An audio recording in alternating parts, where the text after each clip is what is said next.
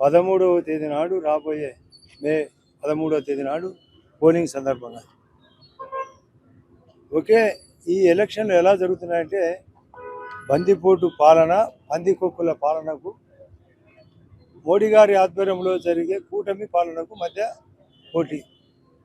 నేను వ్యక్తిగతంగా 3 సార్లు ఎమ్మెల్యేగా ఉన్నప్పుడు ఎన్ని మంచి పనులు వ్యక్తిగతంగా చేసిన విషయం ప్రతి మీటింగ్లో చెప్తున్నా. ఇప్పుడు మీకు సభాముఖంగా నామినేషన్ వేసే సందర్భంగా చెప్తున్నా. ఈ 5 ఏళ్లలో ఎక్కడ కానీ రోడ్లు కానీ, హాస్పిటల్ సౌకర్యం కానీ, కరెంటు కానీ, త్రాగునీరు కానీ, ఇండ్లు కట్టడం కానీ చేయకపోగా, సాగునీరు ప్రాజెక్టు చేయకపోగా ప్రతి దాంట్లో దోపిడీ, ఇసుక దోపిడీ, మైన్స్ దోపిడీ, సహజ వనరులన్నీ దోపిడీ, ఇష్టముచ్చట్టు దొంగసారాయి సీసాల పోసి అమ్మకం. షర్మిలమ్మ, సునీత కూడా వివేకానంద రెడ్డి హత్య, ఆయన మహానుభావుడు ఎంపీగా పోటీ చేస్తున్న అవినాష్ రెడ్డిని, సుధీర్ రెడ్డి తోడ్పాటని ఇక్కడ ఉండే అభ్యర్థి.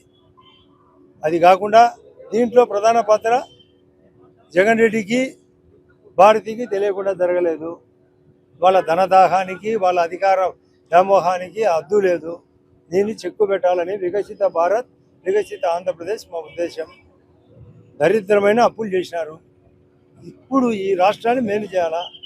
ఇక్కడ సాధ్యం ఈ కూటమితోనే, మోడీ గారి కూటమితోనే. ఫండ్స్ రైజ్ చేయాలా, అన్ని అభివృద్ధి చేయాలా, సంక్షేమం చేయాలా. ఇక్కడ అంద్రినివా, గాలేరు నగరి, ఎస్ఆర్బిసి, తెలుగంగా ప్రాజెక్టులు కట్టాలా. ఇక్కడ స్టీల్ ఫ్యాక్టరీ నిర్మాణం, రాజోలి నిర్మాణం, గండికోట ప్రాజెక్టులకు ఇవ్వాల్సిన ముంపు డబ్బులు, గండికోట టూరిజం డెవలప్ చేయాలా. ఏసీ సిమెంట్ రావాలా, తేజ సిమెంట్ రావాలా, మరికొన్ని ఇండస్ట్రీ రావాలా, మెడికల్ కాలేజ్ రావాలా. ప్లస్ అందరికి మిస్ అయిన రోడ్లన్నీ రిపేర్ చేయాలా, నేషనల్ హైవేలు పెంచాలా.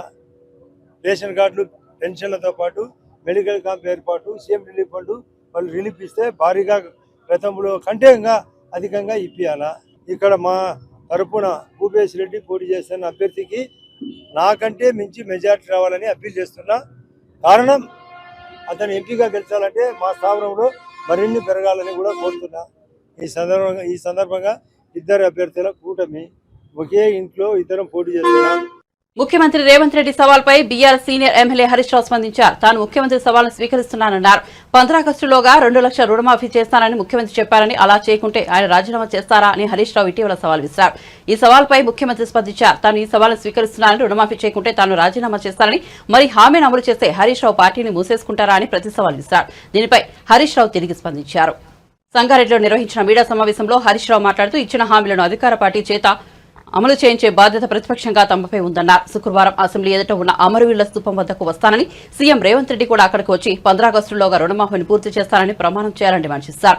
ఆయన తన హామీని నిలబెట్టుకుంటే తాను ఎమ్మెల్యే పదవికి రాజీనామా చేస్తానని హరీష్ రావు అన్నారు. ఆ తర్వాత ఉప ఎన్నికల్లోనూ తాను పోటీ చేయనని హామీ ఇచ్చారు. మరి రుణమాఫీ చేయకుంటే ముఖ్యమంత్రి పదవికి రేవంత్ రెడ్డి రాజీనామా చేయాలని డిమాండ్ చేశారు. ఎల్లుండి ఉదయం 10 గంటలకు నేను అసెంబ్లీ ముందు గన్ పార్క్ దగ్గరికి నేను వస్తాను. అసెంబ్లీ ముందు తెలంగాణ అమరవీరుల స్తూపానికి నేను వస్తాను. మీరు కూడా రండి. మనం ఇద్దరం అమరవీరుల సాక్షిగా ప్రమాణం చేద్దాం.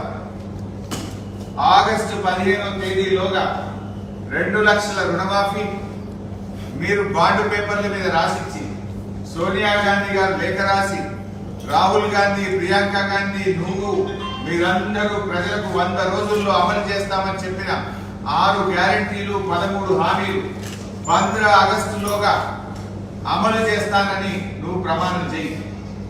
నేను కూడా ప్రమాణం చేస్తా. ఒకవేళ రేవంత్ రెడ్డి గారు 15 ఆగస్టులోగా 6 గ్యారంటీలు నిజంగా అమలు చేస్తే నేను ఎమ్మెల్యే పదవికి అక్కడే రాజీనామా చేస్తాను. మళ్ళా ఎన్నికల్లో కూడా, వచ్చే ఎన్నికల దాకా మళ్ళీ పోటీ కూడా చేయ ఉప ఎన్నికలు. అట్లీస్ట్ నాకు కూడా గుర్తుంటది, ఒక 5 ఏళ్ళు ఎమ్మెల్యే ఉన్నదానికంటే కూడా కోట్ల మంది ప్రజలకు రుణమాఫీ జరిగి 6 గ్యారెంటీలు అమలయ్యేటువంటి సంతృప్తి నాకు మిగులుతుంది. నా పదవి కంటే కూడా తెలంగాణ ప్రజలకు మేలు కావడంలో నాకు ఎంతో సంతోషం ఉంటుంది, ఆనందం ఉంటుంది. నేను పదవి కోసం నేను బాధలాడతలేదు, నువ్వు చెయ్యాలనే కోరుకుంటున్నా.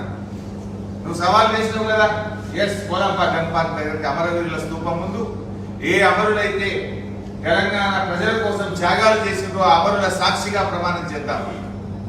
ఆగస్టు 15వ తేదీలోగా 2 లక్షల రుణమాఫీ ఏకకాలంలో చేయడంతో పాటు 100 రోజుల్లో అమలు చేస్తామన్న 6 గ్యారెంటీలను నువ్వు ఖచ్చితంగా అమలు చేస్తా అని చెప్పి నువ్వు ప్రమాణం చెయ్యి, నేను ప్రమాణం చేస్తాను. అమలు చేయకపోతే ముఖ్యమంత్రిగా మీరు రాజీనామా చేయండి. ఒకవేళ అమలు చేస్తే ఎమ్మెల్యే పదవికి రాజీనామా చేసి ఉప ఎన్నికల్లో పోటీ చేయకుండా నేను దూరంగా ఉంటాను. ప్రజలకు మేలు జరగడం నాకు ముఖ్యం, ప్రజల ఆకాంక్షలు ముఖ్యం. ప్రజలకు మీరు ఎన్ని మభ్యపెట్టిండ్రు? ఈ రాష్ట్రంలో అక్కా చెల్లెళ్లకు ఒక్కొక్కరికి నెలకు 2,500 రూపాయలు ఇస్తామని చెప్పారు. ఇప్పుడు 4 నెలలంటే ఈ రాష్ట్రంలోని ప్రతి మహిళకు 10,000 రూపాయలు కాంగ్రెస్ పార్టీ బాకీ పడ్డది. వృద్ధులకు, వితంతువులకు, రాష్ట్రంలో 42 లక్షల మంది ఆసరా పెన్షన్దారులకు నెలకు 2,000 రూపాయలు బదులు 4,000 రూపాయలు ఇస్తామని మీరు హామీ ఇచ్చారు. మధ్యలో జనవరి నెల ఇచ్చే 2,000 కూడా ఎగ్గొట్టింది. ఆ 2,000 కలిస్తే ప్రతి పెన్షన్దారునికి కాంగ్రెస్ పార్టీ ఈ ప్రభుత్వం 10,000 రూపాయలు బాకీ పడ్డది. బాకీ పడ్డ పెన్షన్దారులకు 10,000 ఇవ్వండి. 15 ఆగస్టులోగా 4,000 ఇచ్చే కార్యక్రమం ప్రారంభించండి. మహిళలకు బాకీ పడ్డ 10,000 ఇవ్వండి. నెల నెల 2,500 రూపాయలు ఇవ్వండి. ఎస్, నేను తప్పకుండా రాజీనామా చేస్తాను. నేను రెడీ. మాట మీద నిలబడేటువంటి తత్వం మాకున్నది. బులెటిన్ ముగించే ముందు హెడ్లైన్స్ మరోసారి చూద్దాం. శ్రీకాకుళంలో మహిళలతో టీడీపీ అధినేత ముఖాముఖి కార్యక్రమం. టీడీపీ మహిళలకు పుట్టినీళ్లు అని పేర్కొన్న చంద్రబాబు, ప్రజల జీవితాలతో చెలగాటమాడిన జలగా సైకో జగన్ అంటూ ధ్వజం.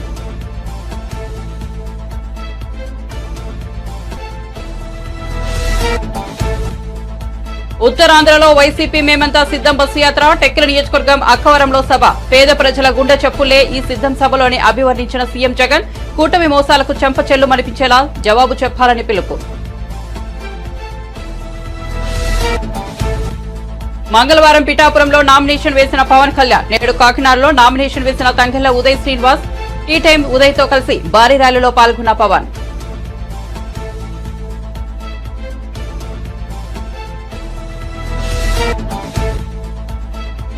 పద్మారావు నామినేషన్ దాఖలకు కేసీఆర్, కేటీఆర్ ఎందుకు రాలేదన్న రేవంత్ రెడ్డి. సికింద్రాబాద్ లోక్సభ టికెట్ కు బీజేపీ తాకట్టు పెట్టారని బీఆర్ఎస్ పై విమర్శ. సికింద్రాబాద్ లో గెలిచే పార్టీ అధికారంలోకి వస్తుందన్న రేవంత్ రెడ్డి. మరిన్ని అప్డేట్స్ కోసం చూస్తూనే ఉండండి జేఎన్ఐ టుడే.